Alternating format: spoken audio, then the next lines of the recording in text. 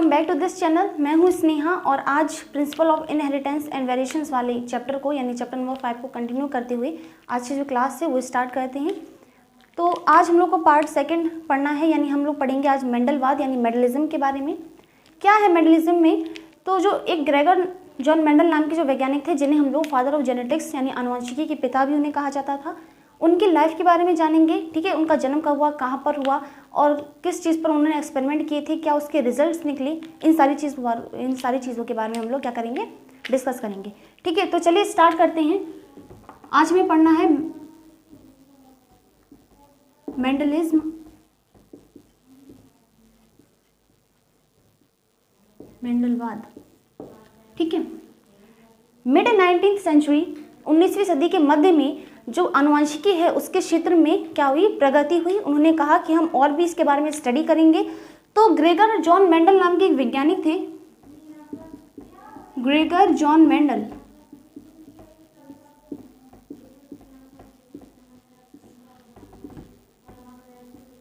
Gregor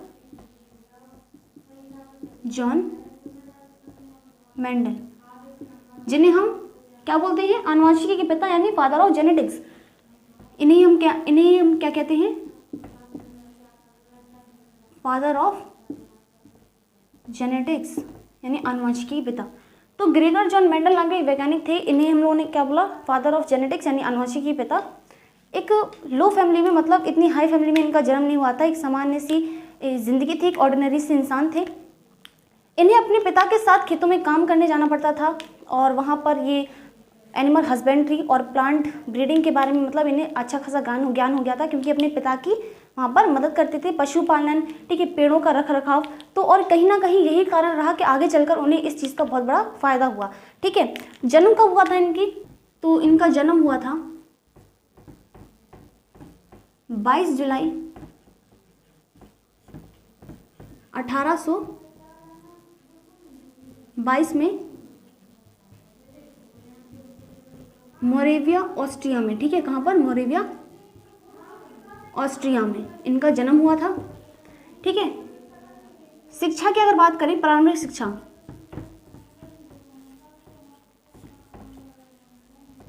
उन्होंने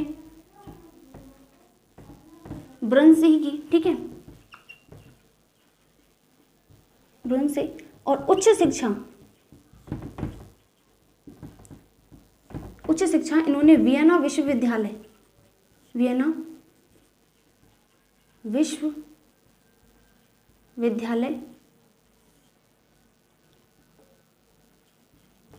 से 1840 में। ठीक है, कब? 1840 में विज्ञान यानी साइंस एवं गणित यानी मैथमेटिक्स में स्नातक किया। ठीक है, स्नातक किया। तो जन्म कब हुआ था इनका? 22 जुलाई 1822 में मोरेविया ऑस्ट्रिया में इनका जन्म हुआ था। प्रारंभिक शिक्षा क्या थी? ब्रुन से की इन्होंने, और उच्च शिक्षा वियना विश्वविद्यालय से इन्होंने साइंस और मैथमेटिक्स से यानी विज्ञान और गणित से स्नातक किया 1840 में। ठीक है, 1840 में। तो जो मेंडल थे, ग्रेगर जॉन मेंडल थे, वो टीचर भी बनना चाहते थे, लेकिन उस टाइम पर जो इंट्रेंस एग्जाम पास करना पड़ता था टीचर के लिए, वो ये नहीं कर पाए। ठीक है, कुछ टाइम तक इन्होंने प्रिस्ट का काम भी किया, मोनास्ट्री यानी मठ शब्द अभी एनसीईआरटी में दिया है। मोनास्ट्री में यानी चर्च में। ठीक है, चर्च में, ईसाई घर, प्रिस्ट का काम भी किया, प्रिस्ट भी रहे। और कहीं ना कहीं ग्रेगर नाम जो है ये वहाँ से रिलेट करता है, क्योंकि प्रिस्ट जब वो चर्च में काम करते थे और वहीं से इन्हें ग्रेगर नाम मिला था। तो हम बात करते हैं कि मेंडल ने जब अपना प्रयोग शुरू किया, एक्सपेरिमेंट करना उन्होंने स्टार्ट किया, तो किस चीज़ पर, कौन सा प्लांट उन्होंने चूज़ किया था, कौन सा प्लांट उन्होंने लिया था अपने एक्सपेरिमेंट के लिए। ठीक है, तो हम यहाँ पर लिखेंगे टॉपिक फर्स्ट कि मेंडल्स एक्सपेरिमेंटल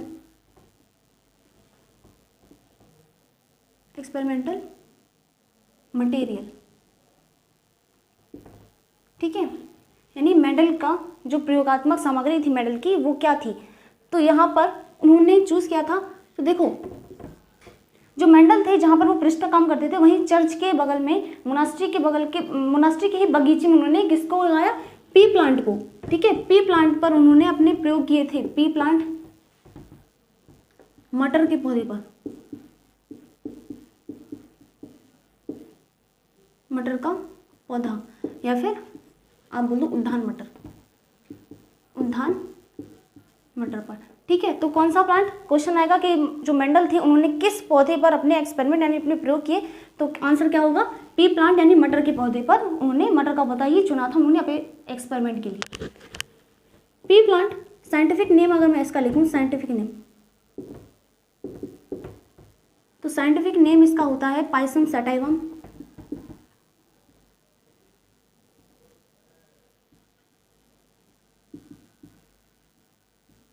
पाइसम सटाइवम, और क्रोमोसोम नंबर इसमें नंबर्स यानी गुणसूत्रों की संख्या,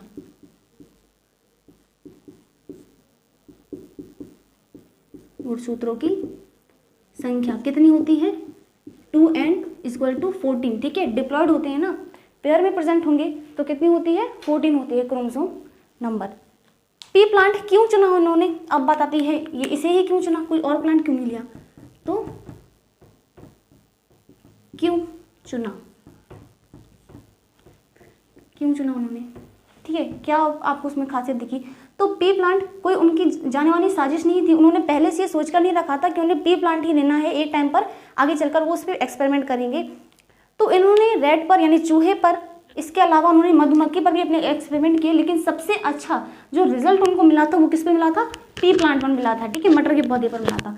तो क्या कारण था, तो आप सभी जानते हो कि मटर का जो पौधा होता है वो 1 वर्षीय होता है, 1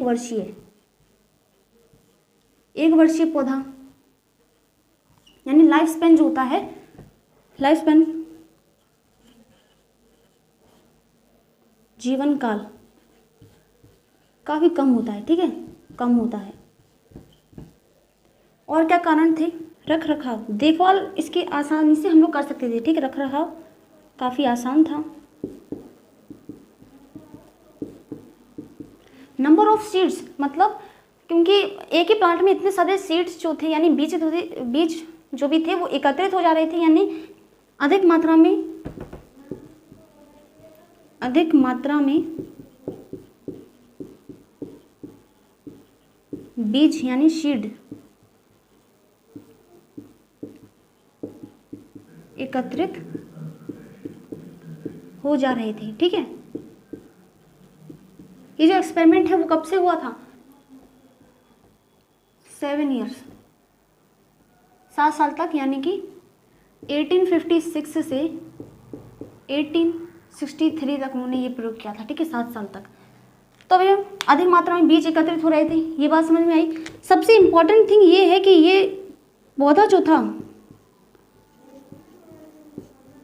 मटर का पौधा उभयलिंगी होता है, यानी कि बाइसेक्सुअल होता है। बाइसेक्सुअल है तो देखो एक फायदा यहाँ पर क्या हुआ कि उसमें मेल और फीमेल जो भी रिप्रोडक्टिव पार्ट्स हैं, जो भी प्रजनन तंत्र हैं, वो एक ही पौधे में पाए जा रहे हैं, उभयलिंगी होता है। ठीक है, उभयलिंगी होता है। तो इससे हमें फायदा ये हुआ कि हम इसमें स्वपरागण की क्रिया यानी सेल्फ पॉलिनेशन या फिर सेल्फ ब्रीडिंग और क्रॉस पॉलिनेशन पर परागण की क्रिया भी हम करवा सकते थे। ठीक है, क्रॉस जो ब्रीडिंग जो है, कंट्रोल ब्रीडिंग करवाई जा सकती थी, प्रजनन को नियंत्रित भी किया जा सकता था। ठीक है, अभी हम लोग जब इसके स्टेप पढ़ेंगे, मतलब हाइब्रिडेशन में कौन कौन से स्टेप यूज होते हैं, तो उन सब चीज़ों में आपको देखने को मिलेगा कि हम वहाँ पर बैगिंग करते हैं, थैलीकरण करते हैं। ठीक है, किस तरह से उस पार्ट को ही हम लोग हटा देते हैं, इमेस्कुलेशन कर देते हैं, तो उन सब चीज़ों के बारे में भी अभी हम पढ़ेंगे। ठीक है, मटर का पौधा कैसा होता है, उभयलिंगी यानी बाइसेक्सुअल होता है, मेल और फीमेल पार्ट जो है वो एक ही इंडिविजुअल प्लांट में ही प्रेजेंट थे, जिसके कारण स्वपरागण और परपरागण कराया जा सकता था। ठीक है, कराया जा सकता था, ये चीजें थी। ठीक है, कि उन्होंने मटर के पौधे को क्यों चुना। तो एक बार हम लोग इस चीज़ को रिवाइज करते हैं। मेंडल्स एक्सपेरिमेंट मटेरियल, जो मटेरियल था उन्होंने, जो सामग्री थी, क्या सामग्री उन्होंने प्रयोग की थी अपने एक्सपेरिमेंट में। 7 साल तक उन्होंने मटर के पौधे पर प्रयोग किया था, 1856 से 1863, है ना, एम आई राइट। 7 साल तक 1856 से 1863 तक उन्होंने कहाँ पर, चर्च के ही बगीचे में, ठीक है, अपने मठ के बगीचे में ही उन्होंने ये प्रयोग किए थे। पी प्लांट उन्होंने चुना था और साइंटिफिक नेम जिसका होता है पाइसम सटाइवम, क्रोमोसोम नंबर यानी गुणसूत्रों की संख्या होती है, डिप्लॉइड ये होता है, ठीक है, पेयर में प्रेजेंट होते हैं, यानी 14, 2n=14।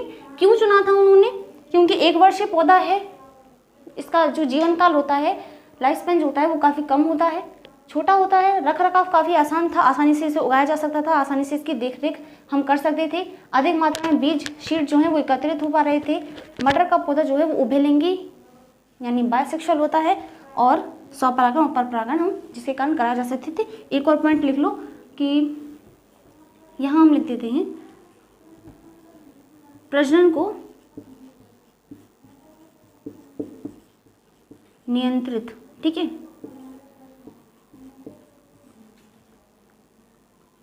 कर सकते थे। अब हम देखेंगे स्टेप्स कौन कौन से इन्वॉल्व थे इस चीज में।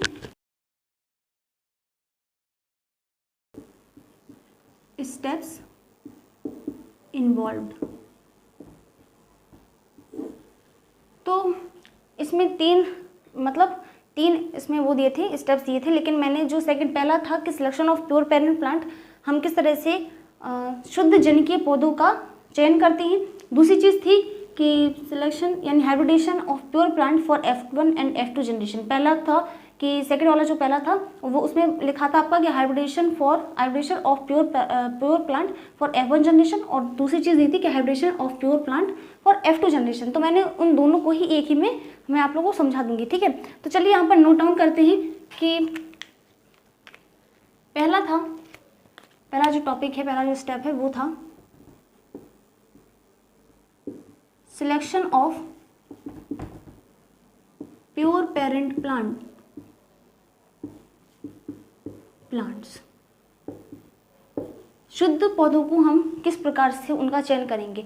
किसी भी प्लांट की प्योरिटी अगर हमें चेक करनी है, शुद्धता ज्ञात करनी है, शुद्धता का पता करना है, तो हम क्या करेंगे। यहाँ पर हमें क्या करना था, सबसे पहले हमें जो शुद्ध पौधे थे उनका चयन करना था, ठीक है। तो हमने क्या किया, मान लो कि यहाँ पर एक टॉल प्लांट है, एक लंबा प्लांट था, इस तरह से हम चयन करेंगे, ठीक है। टॉल प्लांट हिंदी में लिख देते हैं लंबा पौधा। इसकी जनरेशन, क्योंकि देखो एक इंडिविजुअल उभयलिंगी होता है ना, उभयलिंगी होता है। तो जब इसमें हम उन्हें सेल्फ पॉलिनेशन करवाया, सेल्फ ब्रीडिंग करवाई, मान लो स्वपरागण, जब इसमें हमने स्वपरागण की क्रिया करवाई तो हमें क्या मिला, टॉल प्लांट मिला, टॉल प्लांट यानी लंबा पौधा मिला। तो हमें पता चल गया कि ये इसमें क्या है, शुद्धता है। हमें फिर भी विश्वास नहीं हुआ, हमने सोचा कि हो सकता है किसी कारण से आया हो सकता है आगे नहीं आए। हमने अपने विश्वास के लिए एक बार फिर से इसमें सेल्फ पॉलिनेशन यानी सेल्फ ब्रीडिंग हमने करवा दी, ठीक है। एक बार फिर से हमने करवा दिया इसमें सेल्फ पॉलिनेशन। तो फिर से अगर हमें टॉल प्लांट मिल रहा है, लंबा पौधा, सेम ट्रेट, ठीक है, सेम कैरेक्टर, वही कैरेक्टर अगर वो बार बार दर्शा रहा है तो हम समझ जाएंगे कि उसमें क्या है, प्योरिटी है, क्या है, शुद्धता है। इसी कारण, शुद्धता के कारण ही वो क्या कर रहा है, वही लक्षण को बार बार प्रदर्शित कर रहा है। तो इससे हम समझ जाएंगे कि उसमें क्या है, प्योरिटी है। तो इस तरह से प्योरिटी जो है चेक की जाती है। कैसे की जाती है कि हम उसमें स्वपरागण की क्रिया अगर कराते जाएंगे तो उसकी प्योरिटी हमें पता चल जाएगी, ठीक है। आपको एक उसकी पीढ़ी में अगर पता नहीं लग रहा है, फर्स्ट जनरेशन में अगर आपको उस पर विश्वास नहीं है तो फिर से आप उसका सेल्फ पॉलिनेशन करवाइए, फिर से नहीं है तो एक बार और करवाइए, तो इससे उसकी प्योरिटी जो है वो पता चल जाएगी। Selection of pure parent plant, तो जो मेंडल थे उन्होंने शुरुआत में 34 वेराइटीज ली, ठीक है। पी प्लांट के उन्होंने 34 किस्में उन्होंने निकाली, ठीक है। सबसे पहले 34 वेराइटीज उन्होंने चूज की। इसमें से कुछ नंबर रिड्यूस हुआ, सेल्फ पॉलिनेशन उन्होंने करवाते जाए, जिसके कारण नंबर फिर घट के क्या हो गया, कुछ नंबर रिड्यूस हुए इनमें से कुछ कैरेक्टर्स, तो फिर 22 वेराइटीज बची। वेराइटीज वेराइटीज अभी हम लोग समझेंगे। कंट्रास्टिंग ट्रेड जो होती हैं, अलग अलग विपरीत लक्षण जो होते हैं या फिर विपर्यासी लक्षण भी आपके में लिखा है। तो विपरीत और विपर्यासी एक ही मतलब होता है, यानी विपरीत कैरेक्टर्स के बारे में हम बात करते हैं। ठीक है, एक ही प्लांट की दो अलग अलग किस्में, ठीक है, उसी चीज को। तो 22 फिर क्या हो गई, किस्में हो गई। इसमें से फिर उन्होंने मतलब वो क्या करवाते थे, सेल्फ पॉलिनेशन उन्होंने करवाया, और इससे फिर आखिर में टोटल 7 पेयर उनको मिले। ठीक है, 7 पेयर उनको मिले, यानी कि 14 वेराइटीज उनको इनमें से घटाकर उनको मिल गई, जो कि प्योर थी, प्योर, बिल्कुल प्योर उनको 7 उनको पेयर मिले। ठीक है, इतना समझ में आया। तो यहाँ पर हम एक फ्लो चार्ट बनाएंगे, उसी के हेल्प से लिखेंगे। ठीक है, तो यहाँ पर हम लिखेंगे क्रम संख्या, इंग्लिश और हिंदी दोनों में लिखेंगे। ठीक है, सीरियल नंबर। यहाँ पर हम लिखेंगे कैरेक्टर, यानी लक्षणों के बारे में बात करेंगे। लक्षण यहाँ पर लिखेंगे कैरेक्टर। ठीक है, और यहाँ पर हम लिखेंगे विपरीत लक्षण। कंफ्यूज मत होना, आपके एनसीईआरटी में लिखा है विपर्यासी लक्षण भी लिखा होगा, तो एक ही मतलब है। ठीक है, विपरीत लक्षण, कॉन्ट्रास्टिंग ट्रेड्स यहाँ पे मैंने लिख दिया। ठीक है, एक ही मतलब है, ट्रेड्स। और यहाँ पर हम लिखेंगे, यहाँ पर सिंबल लिख देंगे। ठीक है, किससे डिनोट करेंगे हम उसे, सिंबल। और यहाँ पर क्रोमोसोम नंबर, यानी सिंबल को हम हिंदी में क्या बोलते हैं, निर्देशांक।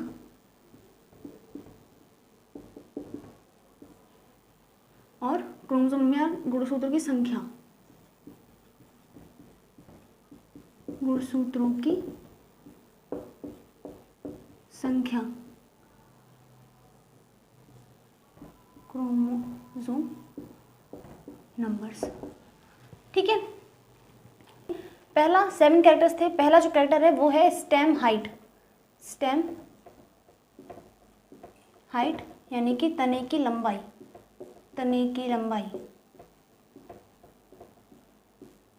कॉन्ट्रास्टिंग कैरेक्टर जो था वो था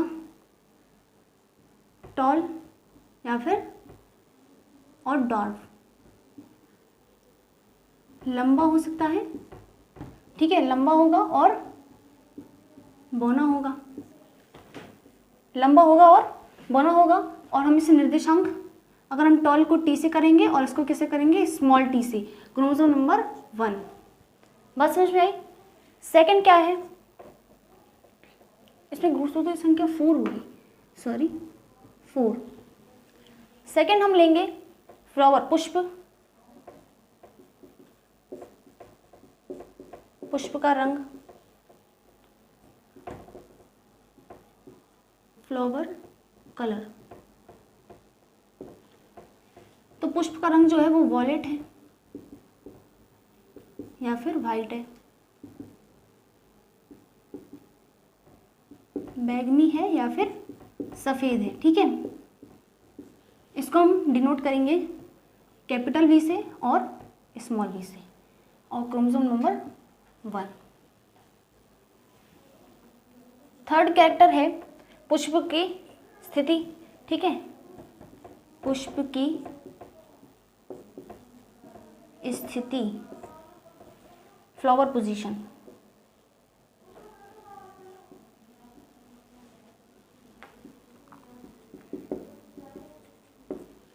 पुष्प की जो स्थिति है वो कक्षस्थ है या फिर शीर्षस्थ है ना, यानी कि एक्सियल है या फिर टर्मिनल, कक्षस्थ या शीर्षस्थ। कक्षस्थ या फिर शीर्षस्थ का मतलब क्या है कि फ्लावर जो हैं, किसी प्लांट में फ्लावर आसपास यानी बगल में उग रहे हैं, या फिर शीर्षस्थ यानी टॉप पर पाए जा रहे हैं, है ना। तो इसको हम डिनोट करेंगे कैपिटल ए से और स्मॉल ए से, और क्रोमोसोम नंबर होगा इसका 4। फोर्थ कैरेक्टर है पॉड शेप्ड। ठीक है, यानी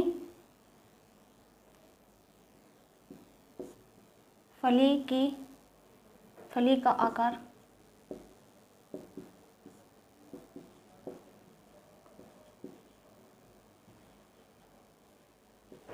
पॉड शेप, तो ये इन्फ्लेटेड है,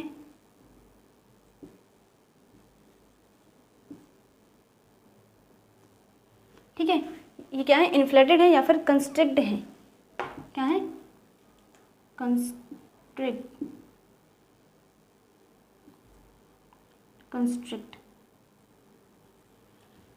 फली का जो आकार है, फली जो है वो कैसी है, इन्फ्लेटेड है या फिर कंस्ट्रिक्टेड है, कंस्ट्रिक्टेड यानी कि फूली हुई है या फिर सुकड़ी है।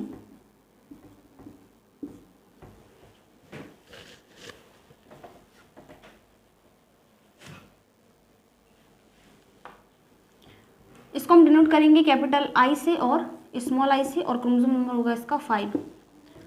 फिफ्थ जो है, अब फली का आकार हो गया, अब हम बात करेंगे फली का रंग।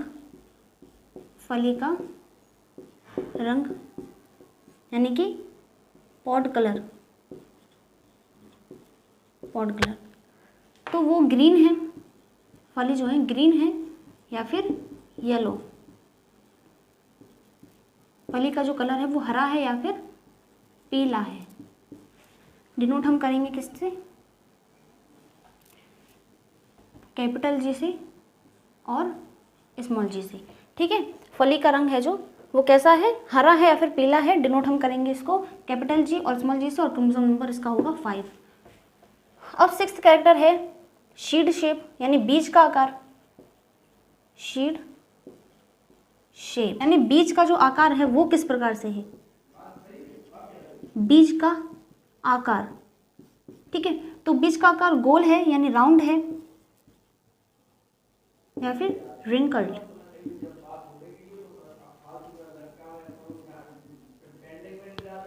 यानी गोल है या फिर झुर्रीदार। और क्रोमोसोम नंबर इसे हम कैपिटल आर और स्मॉल आर से डिनोट करेंगे, और क्रोमोसोम नंबर होगा 7, ठीक है। सेवेंथ जो कैरेक्टर है, सेवेंथ कैरेक्टर है शीड का कलर, ठीक है। बीज का जो कलर है वो क्या है, शीड,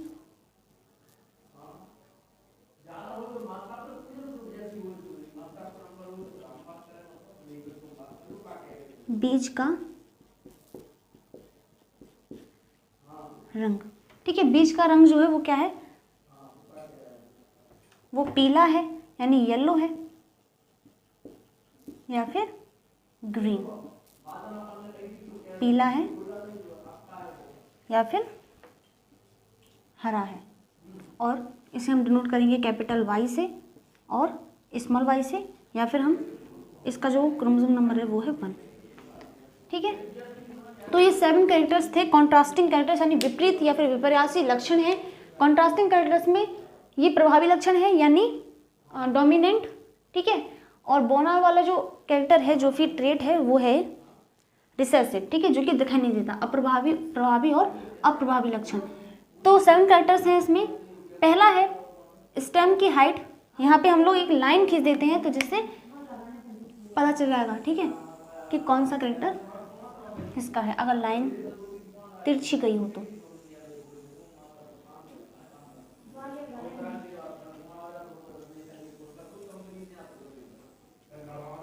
इस तरह से।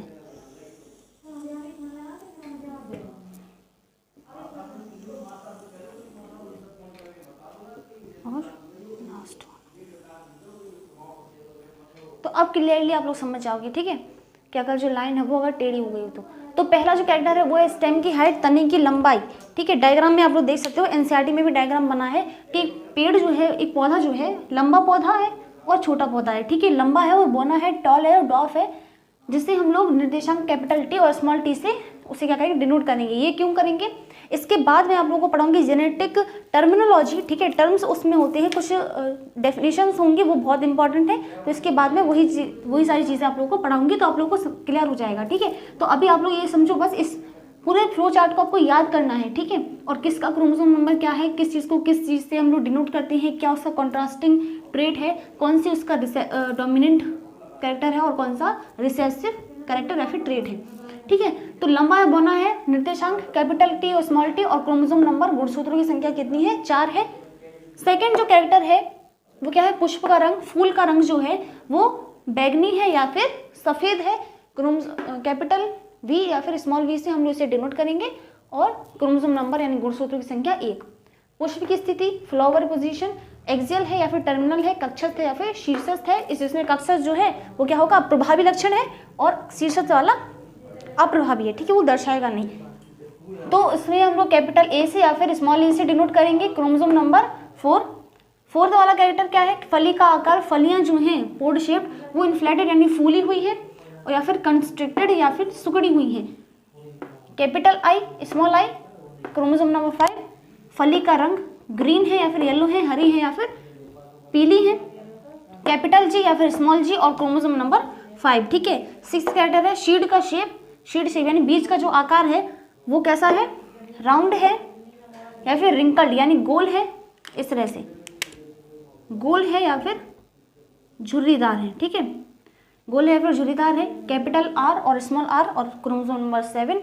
एंड लास्ट है शीड कलर, बीज का रंग येलो है या फिर ग्रीन है, पीला है या फिर हरा है। Capital Y, small Y, chromosome number 1। तो इसमें आप लोग क्लियरली एक चीज आप लोग नोटिस आप लोगों ने की कि जितने भी लक्षण हैं वो सारे के सारे कैसे हैं? फिनोटिपिकल हैं, यानी कि यहाँ पर जीनोटाइपली उन्होंने कुछ भी नहीं बताया, फिनोटाइप है। यानी कि देखो हम ऐसे ही सारे कैरेक्टर्स ऐसे हैं जिन्हें हम बाहर से देखकर पता कर सकते हैं, जो कि बाहर से दिख सकते हैं, ठीक है।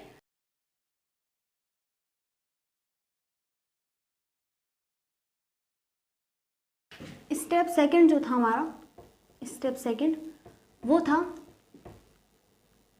Hybridisation of pure plant for, एक ही इसी में समझा दूंगी मैं, ठीक है, दोनों चीज़ों को, F1 एंड F2 जनरेशन, यानी कि F1 और F2 पीढ़ियों के लिए हमें क्या करवाना है? शुद्ध पौधों का संकरण करवाना है। संकरण हम किस चीज़ को बोलते हैं? संकरण, हाइब्रिडाइजेशन।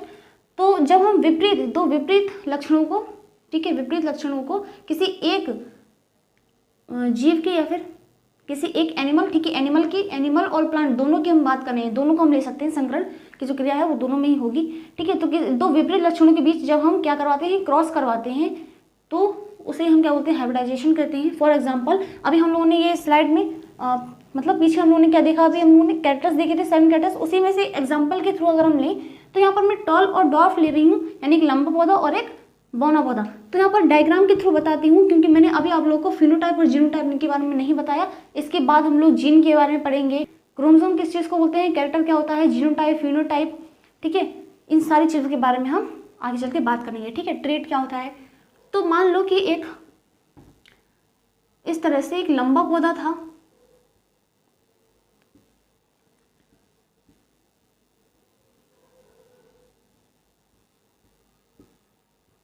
ये हो गया लंबा पौधा, इसे और लंबा कर दें, और एक था बौना पौधा, ठीक है, ड्वार्फ,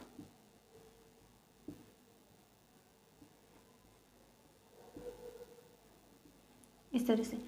ये हो गया टॉल, हिंदी में लिखते हैं लंबा, और ये हो गया बौना, और इसको हमने बोला पी जनरेशन। पी हम डिनोट करेंगे पेरेंट, ठीक है, ये क्या है? मतलब पिता है, पेरेंट है, तो जनक है, ठीक है। इनमें जब हमने क्रॉस करवाया, हमने करवा दिया, इनमें क्या करवा दिया? क्रॉस करवाया। विपरीत लक्षण थे, कॉन्ट्रास्टिंग ट्रेट्स थी, ठीक है, दो अलग, किसी एक पौधे के दो अलग अलग लक्षण थे, है ना। तो जब हमने इसमें क्रॉस करवाया, क्रॉस करवा के हमें इसके कुछ बीज मिले, ठीक है, बीज निकले, इन्हें हमने क्या किया? बोया। ये क्या है?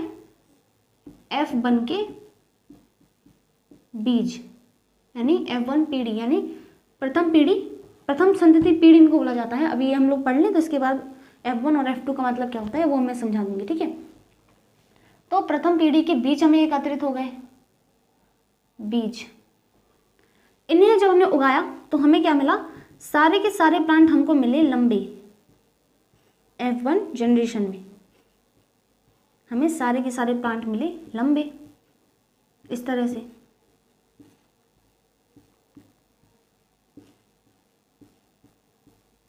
ये हम क्या करवा रहे हैं, हाइब्रिडाइजेशन करवा रहे हैं, ठीक है। जैसे कि उसमें बताया संकरण हमें करवाना था। सारे के सारे 4 पौधे हम लोगों ने यहाँ पे बना देती हूँ। तो 4 पौधे हमें मिले लंबे,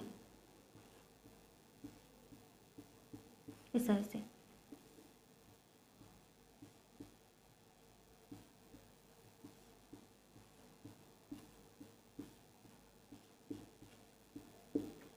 ये हमें मिल गए।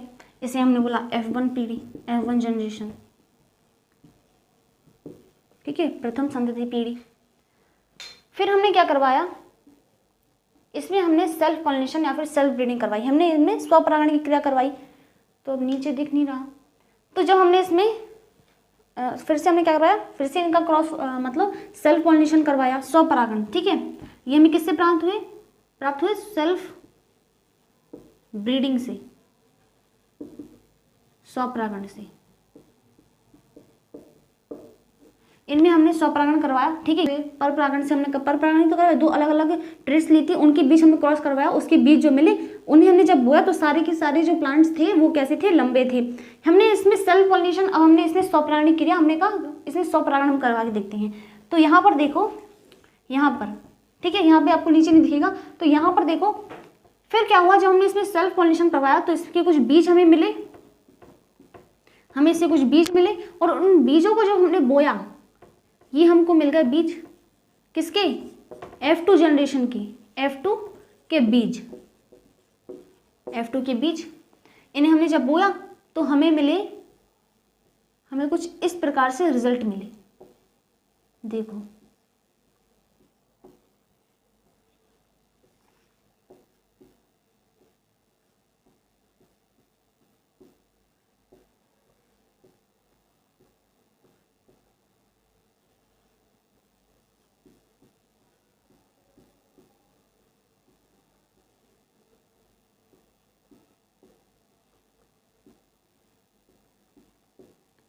क्या आपको देखने को मिल रहा है, इसको हमने बोला F1, F2 जनरेशन,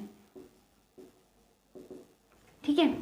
क्या दिख रहा है वहां पर आप लोग को, यहाँ से पूरा आप लोग देख कर जाओ, ठीक है। यहाँ पर एक लंबा था, एक बौना पौधा था, उसे हमने क्रॉस करवाया, उसके बीज जो मिले उसे हमने F1 के क्या बोला, बीज बोले। शीड्स हमको मिले, उन्हें जब हमने उगाया तो हमें सारे प्लांट्स कैसे मिले, टॉल मिले, यानी लंबे पौधे मिले, जिन्हें हमने F1 जनरेशन में हमें सारे के सारे प्लांट्स टॉल प्राप्त हुए, लंबे प्राप्त हुए। इनमें हमने क्या करवाया, सेल्फ ब्रीडिंग, स्वपरागण की क्रिया करवाई। उससे जो बीज प्राप्त हुए, ठीक है, उन्हें हमने क्या बोला, F2 के बीज बोला। और जब हमने उन्हें बोया तो हमें जो रिजल्ट मिला उसमें हमें 3 पौधे तो टॉल मिले और एक हमें मिला डॉर्फ, यानी एक हमें बौना पौधा वहां पर देखने को मिला, ठीक है। तो यहाँ पर उन्होंने इस तरह से क्लियर हो गया कि जो संतति पौधे होती है, जो संतति पौधा होता है, ठीक है, जो संतति होती है उसमें जो लक्षण होते हैं, जो ट्रेट्स, जो कैरेक्टर्स होते हैं, वो दोनों ही, यानी उसके माता और पिता दोनों जनकों से आते हैं, एक जनक से नहीं। यहाँ पे टॉल की जो दिखाई दे रही थी वो देखो पहली पीढ़ी में तो आई, लेकिन दूसरी पीढ़ी में दोनों कैरेक्टर्स वहां पर देखने को मिले, ठीक है। टॉल भी थे और एक डॉर्फ भी था, ठीक है। तो इसका जो रेशियो निकाला मेडल ने वो था 3:1। गणितीय गणनाओं के अनुसार उन्होंने जो वहां पर रेशियो निकाला वो कैसा था, 3:1, 3:1, ठीक है। तो इसी को हम लोगों ने क्या करवाया, हाइब्रिडेशन करवा दिया। हम लोगों को F1 मिल गई जनरेशन और F2 जनरेशन मिल गई। इसको F1 जनरेशन बोला हमने, इसको बोला हमने F2 जनरेशन। अब जनरेशन होती क्या है F1 और F2, संकरण, प्रथम संकरण के द्वारा प्राप्त पीढ़ी को हम क्या बोलते हैं, पीढ़ी को प्रथम संतति पीढ़ी बोलते हैं, ठीक है। क्या बोलते हैं, प्रथम संतति पीढ़ी, यानी कि फर्स्ट फीलियल जनरेशन, ठीक है। और सेकंड की प्रथम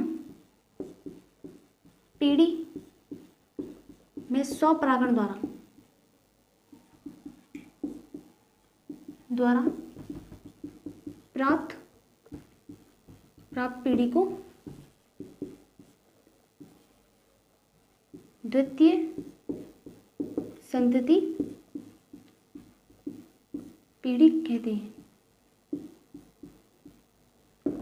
बात समझ में आई? यानी कि तो वहां पर सेकंड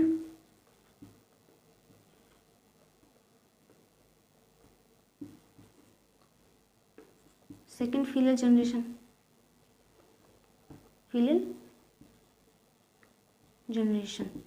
और वहां पर हमने F2 क्यों लिखा?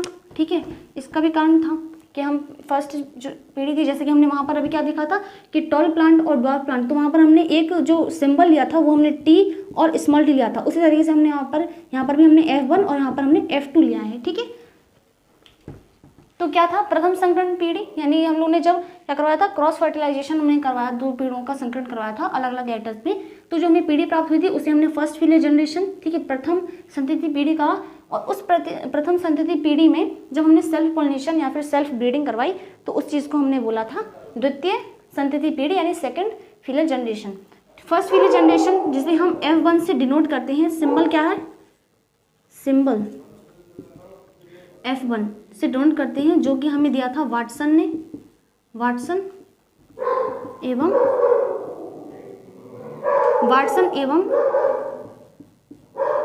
सैंडर्स। ठीक है, सैंडर्स ने दिया था। कब दिया था? 1902 में, 1902 में वाटसन एंड सैंडर्स। बात समझ में आई? अब हमें क्या पढ़ना है? अब हमें पढ़ना है, देखो ये तो स्टेप्स थे, ठीक है, स्टेप्स कैसे कैसे स्टेप्स होते हैं। तो अभी हम लोगों ने दो स्टेप्स के बारे में पढ़ लिया। कौन कौन सा? सिलेक्शन, यानी जब हमने क्या किया था, शुद्ध पौधों का चयन किया था, selection of pure parent plants, और सेकंड था hybridization of pure plants for F1 and F2 generation.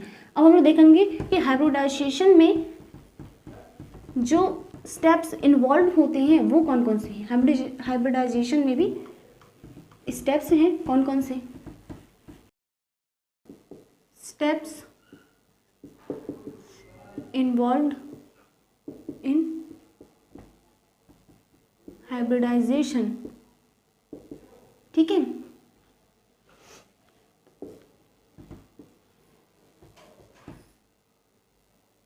तो हम यहाँ पे लिख देंगे। ठीक है, 7 से 8 जो है स्टेप्स हैं यहाँ पे छोटे छोटे, तो हम लोग उसकी डेफिनेशन लिखेंगे, सिर्फ नाम लिख देते हैं, नाम से हम लोग उसमें समझ लेंगे। ठीक है, स्टेप पहला जो है वो है कलेक्शन, संग्रह। ठीक है, दूसरा है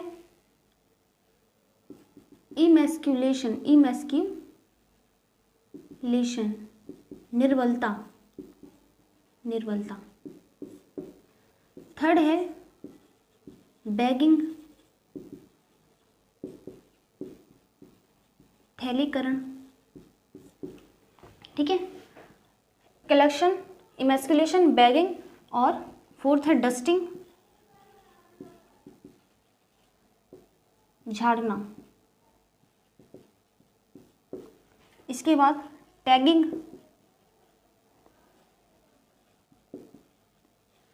इसको इंग्लिश में हम क्या, हिंदी में हम क्या बोलेंगे? नामांकित करना। ठीक है, नामांकित दिखेगा, यहाँ पे लिख देते हैं। ठीक है, सिक्स्थ क्या है? क्रॉसेस, संकरण, और सेवेंथ है कलेक्शन ऑफ सीड्स, बीजों को एकत्र करना। अब देखो, इतने स्टेप्स हैं जो कि हाइब्रिडाइजेशन में यानी संकरण में प्रयोग होते हैं। ठीक है, पहला है कलेक्शन यानी संग्रह। पहले हमने क्या किया? पी प्लांट्स जो हैं उन्हें हमने संग्रहित किया। ठीक है, उन्हें एकत्रित किया, जिनका हमें जो अच्छे प्लांट्स मिले थे, प्योर प्लांट्स को हमने इकट्ठा किया, तो ये होगा कलेक्शन यानी। ठीक है, इमैस्क्यूलेशन, निर्बलता। इमैस्क्यूलेशन का मतलब होता है कि हम मतलब ब्रीडिंग को कंट्रोल करने के लिए, यानी प्रजनन को क्या करने के लिए, नियंत्रित करने के लिए हमने क्या किया? इमैस्क्यूलेटेड किया। प्लांट्स को। मतलब कि हमने अभी क्या पढ़ा था कि उभयलिंगी पौधा होता है, जो पी प्लांट होता है मटर का पौधा, वो उभयलिंगी यानी कि बायसेक्सुअल होता है। तो उसमें मेल और फीमेल दोनों ही पार्ट मतलब एक ही प्लांट में होंगे। तो एक ही प्लांट में देखो उसका कैरेक्टर्स, अगर हम एक ही प्लांट में स्वपरागण की क्रिया करवाएंगे तो वही कैरेक्टर हमें बार बार देखने को मिलेगा। लेकिन हमने दो कैरेक्टर्स, ठीक है, तो अलग अलग ट्रेड्स ली थी हमने, जैसे कि लंबा पौधा, बौना पौधा, ठीक है, पुष्प का कलर हमने कैसा लिया था, बैगनी लिया था, सफ़ेद लिया था। तो इस तरीके से हमने क्या करवाना था, दो अलग अलग पौधों के बीच में हमने क्या करवाया था, हाइब्रिडाइजेशन करवाया था। तो इसलिए इमैस्कुलेटेड में हम क्या करते हैं कि अगर हम चाहते हैं कि किसी प्लांट में कोई एक प्लांट मेल की तरह वो क्या करे, काम करे, तो उसमें से हम फीमेल पार्ट को हटा देते हैं, इमैस्कुलेटेड कर देते हैं। और अगर हम जिस प्लांट को चाहते हैं कि वो फीमेल की तरह काम करे, उसमें से हम मेल पार्ट को हटा देते हैं। ठीक है, मान लो कि एक प्लांट है, इस तरह से समझ लो,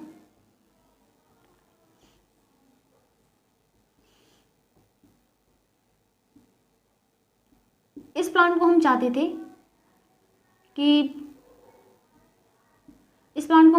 ये क्या करे, फीमेल की तरह काम करे। ठीक है, फीमेल रिप्रोडक्टिव पार्ट की तरह वो एक्ट करे। तो हमने इसमें से इन्हें हटा दिया, हमने स्टेमिन्स को हटा दिया, पुंकेसर को हटा दिया। ठीक है, तो ये क्या हो गया, फीमेल पार्ट हो गया, फीमेल प्लांट। इस तरीके से हमने चाहा कि एक प्लांट है,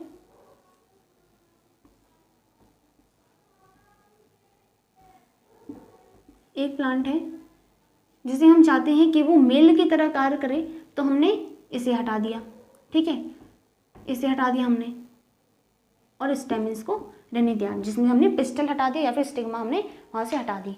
ठीक है, तो इस तरह से इमैस्कुलेटेड कर दिया। अगर हम चाहते हैं कि कोई भी प्लांट मतलब फीमेल की तरह कार्य करे, तो हम वहाँ से स्टेमिन्स को हटा देते हैं, और अगर हम जिसको चाहते हैं कि वो मेल की तरह काम करे, तो वहाँ से पिस्टल या स्टिग्मा को हम रिड्यूस कर देते हैं। ठीक है, तो निर्बलता हो गई। बैगिंग, थैलीकरण, ये तो आप लोगों ने इसमें भी पढ़ा होगा। फ्लावरिंग मतलब sexual reproduction in flowering plants. ठीक है, पुष्पी पादपों में लगेंगे जनन। तो वहाँ पर थैलीकरण का मतलब क्या होता है कि वहाँ पर दूषीकृत ना हो पाए पॉलन्स या फिर मेल या फिर फीमेल पार्ट जो है वो दूषीकृत ना हो पाए। तो दूषितकरण से बचाने के लिए, ठीक है, बचाने के लिए क्या करते हैं हम, एक पेपर बैग के थ्रू हम उस फ्लावर को हम क्या कर देते हैं, कवर कर देते हैं। ठीक है, पेपर बैग के थ्रू। डस्टिंग, झाड़ना क्या होता है, तो हम एक फाइन ब्रश लेते हैं, ब्रश की हेल्प से हम क्या करते हैं कि जो पॉलेंस होते हैं एक प्लांट के पॉलेंस को उस ब्रश की हेल्प से लेकर हम दूसरे प्लांट की या फिर दूसरे फ्लावर की स्टिग्मा पर हम वहाँ पर डाल देते हैं। ठीक है, जिसके कारण वहाँ पर क्रॉस हो सके। टैगिंग करना ज़रूरी है, नामांकित, हमें ये पता ही नहीं चलेगा अगर हमने एक बगीचे में बहुत सारे प्लांट लगाए हैं, उनमें से मतलब हमने उसमें वो प्लांट्स भी लगाए हैं जिन्हें हमने क्रॉस या फिर हाइब्रिडाइजेशन के लिए हमने यूज़ किया है। ठीक है, तो हम उसे टैगिंग कर देंगे या फिर एक लेबल मतलब चिट लगा देंगे उन प्लांट्स पर जहाँ पे हमें हाइब्रिडाइजेशन करवानी है, तो उन प्लांट्स को हम क्या करेंगे, टैग कर देंगे। ठीक है, तो टैगिंग हो गई, यानी हमें उन्हें पहचानने में आसानी हो, वो हमें ढूंढने ना पड़े। ठीक है, क्रॉसेस फिर हमने करवाए। ठीक है, अलग अलग क्रॉस करवाए हमने, 3 प्रकार के होते हैं ये, एक संकरण, मोनोहाइब्रिड। आगे चलकर हम पढ़ेंगे इनके बारे में। ठीक है, मोनोहाइब्रिड क्रॉस, द्विसंकर संकरण, डाइहाइब्रिड क्रॉस, और एक और होता है संकरण यानी कि ट्राई हाइब्रिड क्रॉस। 3 तरह के हमने वहाँ पर क्रॉस करवा दिए। तो इस तरह से क्रॉस हो गया। ठीक है, कलेक्शन ऑफ सीड्स, जो सीड्स हमको प्राप्त हुए उन्हें हमने क्या किया, रख लिया, सीड्स हमने एकत्रित कर लिए और उन्हें अगले साल फिर से बो दिया। ठीक है, उन्हें फिर अगले साल क्या किया, हमने बोया, तो कलेक्शन ऑफ सीड्स हो गए। यही थी स्टेप्स, ठीक है, जो कि हाइब्रिडाइजेशन में यानी संकरण में जो कि प्रयोग होते हैं। ठीक है, अब हमें 1-2 पॉइंट्स यहाँ पर लिखने हैं। ठीक है, तो जो भी निष्कर्ष निकले थे, मतलब जो मेंडल थे उन्होंने जितने भी निष्कर्ष निकाले, जितने भी उन्होंने कंक्लूजन्स जो दिए, 1866 में इन्होंने अपने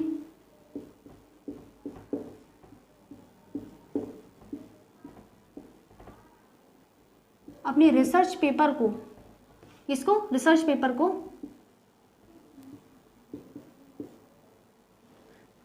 ठीक है, 1866 में इन्होंने अपने रिसर्च पेपर को एक्सपेरिमेंट ऑन प्लांट हाइब्रिडाइजेशन, ठीक है,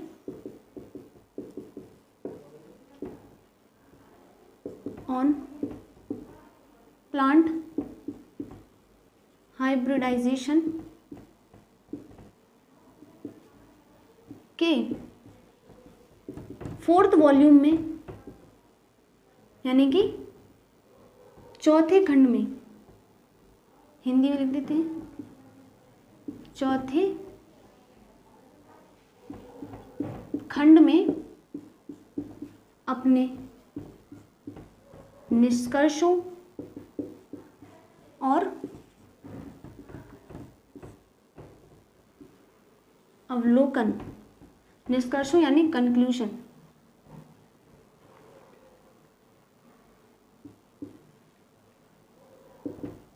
कंक्लूजन्स और अवलोकन यानी कि ऑब्जर्वेशन के साथ प्रकाशित किया, ठीक है। उन्होंने 1866 में इन्होंने क्या किया, अपने रिसर्च पेपर को, जिसमें इन्होंने अपने निष्कर्ष दिए थे, उस पेपर को एक्सपेरिमेंट ऑन प्लांट हाइब्रिडेशन के 4th वॉल्यूम 4थे खंड में अपने निष्कर्षों और अवलोकन, ऑब्जर्वेशन और कंक्लूजन्स के साथ उन्होंने क्या किया, प्रकाशित किया। उस पत्रिका का जो नाम था, पत्रिका नेचुरल हिस्ट्री सोसाइटी ऑफ ब्रून, ठीक है, ये नाम था। इंग्लिश में नेचुरल हिस्ट्री सोसाइटी ऑफ ब्रून, ठीक है। इस पत्रिका में उन्होंने अपने जो भी उन्होंने निष्कर्ष दिए थे उसे उन्होंने प्रकाशित किया, ठीक है। और इन्हीं निष्कर्षों को मेंडल के नियम से, इन्हीं निष्कर्षों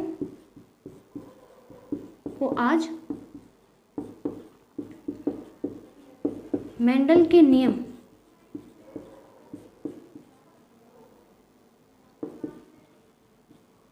मेंडल्स लॉ के रूप में जाना जाता है, ठीक है।